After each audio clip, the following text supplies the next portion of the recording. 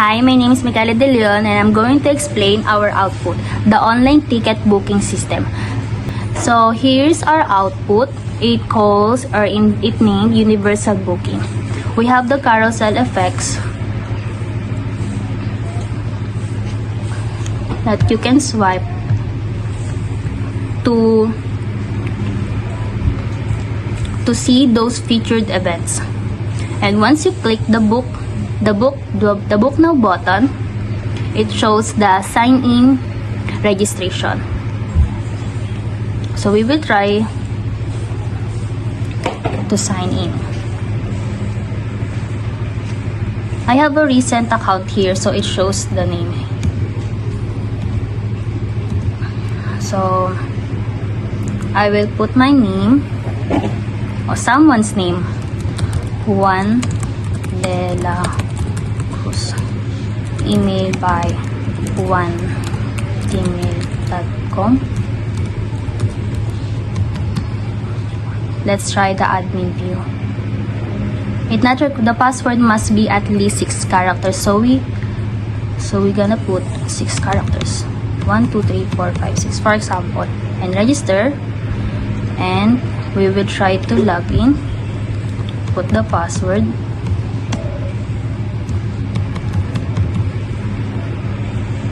and login successful. And it will display here the admin panel and dashboard overview. So we don't have the total bookings yet, total revenue, seats sold, but we have registered user because I used it, and active events. The second bookings panel, it shows here no bookings found because we're not yet logging in customer view. In events, here's our available events. It is already saved at local storage. So the example events here are the theater play, movie premiere, comedy night, BTS concert. It is literally like a universal events. Users, so this is the history of users. You can see who log in as customer and admin. I can also filter and search an admin or customer. We have also a action to remove an account. For example, is this remove user CJ, Gmail, Domingo, and all their bookings, and it will remove. Also profiles, we will reload it. Also profile of Juan de la Cruz. You can edit your profile, the profile of the user. And once you save it, it will re-enter a new password. I will change it 530163285. Okay, and I will try to log out. When I try is 1gmail.com, and we will try the new password 530163285. 530163285, and it logged in successful. And now we will try the customer view. In customer view, I will put my name, Mikylla de Leon, Mikay,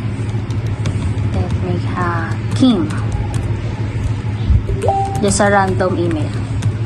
Password, make it 1291234567889. Ask and register as customer. Si Kim, 123456789, and try to log in, and log in successful. And now it will all display the available events. Theater play, oh yes. Once you book my favorite concert events, BTS, I will try to book. The yellow sign means VIP rows worth 5,000 pesos. Regular 1.5. Selected means you select the color green, and taken is you are not allowed to book that seats when the color is like that. And this the amount, confirm booking. And now I have the QR ticket, for example, that I can show when I go to event, and it will show here. Example, next COVID night. I can also edit my name. I can put a month, yeah, confirm booking, and tada! I can also cancel my bookings. For example, this movie, QR code. I decided to cancel this. I can also view the ticket here for history. Cancel, yes. Cancel and refund. Booking, cancel, refund process, yes. And now it's gone. We'll try to log in again to sync it to admin. Ano nilagay ko? Juan de la Cruz. gmail.com 530-163-255. Login successful. And we will see if we will take a look if it's connected, it's synced together in local storage. So now the total bookings is 2 because we canceled the 1 bookings, and the seat sold is 7, and the registered users add make it becomes 4, and active events becomes 5. So here's the recent bookings, event at Carats, and the most booking events is the comedy night. In bookings, now it will show here, Repeaters concert and comedy night. Weekend session, filter, BTS, yes. And we can also export it through CSV. The admin user also can cancel the bookings. Cancel this booking, refund, okay. And refund process. And for event, I can also add event. For example is twice concert venue in, for example lang, in Cubs, date to date 2026 03 and 20, time 7 p.m. Total seats 50. Let's put here in SM Calamba. For example, VIP range VIP price, let's make it a 2,000, and the regular price as 1,000. So we can put image URL or path. So let's just twice events. Let's search them.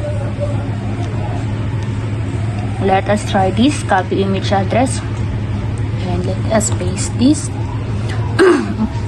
Event added. Now it's already added. The user, we can also clear the data. Juan de la Cruz. Log out. Let's check it out if it's synced in customer view. And Kim 2300444. Oh my god, I forgot my account. Ay, 1 2 3 4 5 6 7 8 9.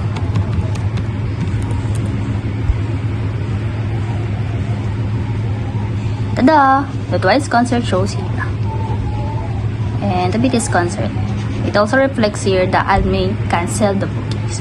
That's all. Thank you. This HTML file is a complete front-end structure for a universal booking system, designed to handle both customer and admin functionalities in a single page interface. At the top, it set up the page with the responsive meta tags, Google fonts, and an external CSS file for styling. The navigation bar includes a logo, a login register button, and a user badge that appears after login, allowing user to log out. The hero section serves as the landing area with a promotional message and a book now button to encourage interaction. A future event, carousel follows showcasing highlighted event to all visitors. The page then contains the two main user views. The customer view, when user can browse available event and see their bookings. And the admin view, which is hidden by default and includes a sidebar with multiple panels such as overview, bookings, event, users, and profile management. Each designed for managing different part of the system like event creation, booking tracking, and user administration. The file includes multiple models component that handle interactive tasks without leaving the page. This model includes login register forms, a booking interface with a seat selection, layout, and pricing summary, a cancellation confirmation with refund details, a QR ticket display for book event, and form adding or editing event and user. There are also admin-specific model for viewing booking details and managing user data. At the bottom, external script like jQuery and a QR code generator are included, along with custom JavaScript file main.js that likely controls the dynamic behavior of the system, such as showing hiding views, handling user input, storing data, and updating the UI. This HTML acts as the backbone of dynamic event booking application, combining user interaction, admin management, and modal-based workflows into a single organized layout. Greetings, I'm CJ Domingo. Today, I'm going to look at a JavaScript-based event booking system that handles user event and booking system local storage. I'll break it down step by step. 1. User class and profile management at the core. We have a user class, it stores name, email, role, and password. There's a function update profile that lets a user change their name and password. We also have a render login profile function. This shows your profile in a table so you can edit your name and save changes when you click save. It's update both the current user and user list in local storage. That way, your changes are permanent. 2. Events and booking. We have an events array with all our event data like name, venue, time, image, ticket prices, and total seats to manage bookings. We have helper function, get bookings, get all save bookings, save your bookings array back to local storage. There are also selected event and selected seats variables to track what the user chooses. 3. Authentication. We have login user and register user for logging in and signing up login checks if your email and password match a saved user. Register makes sure your name is letter only, your password is number only, and there are no duplicate emails. Once login, your info is stored in current user. There's also auto login, so if you refresh the page, it keeps you login. 4. Modals and UI interactions. Show modal and close modal handle pop-ups like login or booking forms. Clicking outside the modal closes it. In document.ready, we bind all the buttons login, logout, switch between login/user forms and the hero book button. We also initialize the event carousel and check for auto login. 5. Navbar and role-based view. The navbar changes dynamically if you're logged in. It shows your name and role. We have 2 dashboards. Customer view for regular user to see and book events. Admin view for admins to manage the system role-based rendering, ensure the right view for the right user. This code powers an event booking system. Think of it like a mini ticket master built for a school or organization project. It handles everything from showing events to the user, all the way to generating a QR ticket after a successful booking. The system starts by displaying events in 2 ways. First, there's a featured carousel, a scrollable banner of event cards showing the event image, name, time, and venue, each with a Book Now button. Second, there's a customer events grid which shows the same events as individual cards but with more detail, including the VIP and regular prices, and how many seats are still available. If fewer than 10 seats remain, the system highlights that to create urgency. When a user clicks Book Now, the system first checks whether they are logged in. If they are not, it redirects them to a login screen instead of opening the book form. This is a basic security measure to make sure only registered users can make a booking. Once logged in, the booking modal open. This is a pop-up window that shows the event name, the user's name pre-filled from their account, and an interactive seat map. The seat map is generated dynamically. It builds row labeled A, B, C, and so on. With 10 seats per row, the first two rows are marked as VIP seats and the rest are regular. Any seats already taken by other users are shown as occupied and cannot be clicked. As the user clicks seats to select them, the system instantly calculates the total price. VIP seats use the VIP price, regular seats use the regular price, and the running total updates live on screen. When the user confirms their booking, the system saves it, closes the modal, and immediately shows a QR ticket containing the booking details. Users can also view all their past bookings in a My Booking section. Each booking card shows the event image, venue, time, seats booked, total paid, and the date it was booked. From there, users have two options. They can view their QR ticket again, or they can cancel the booking. If they cancel, the system removes the booking from storage, frees up those seats from other users, and shows a confirmation that a refund has been processed.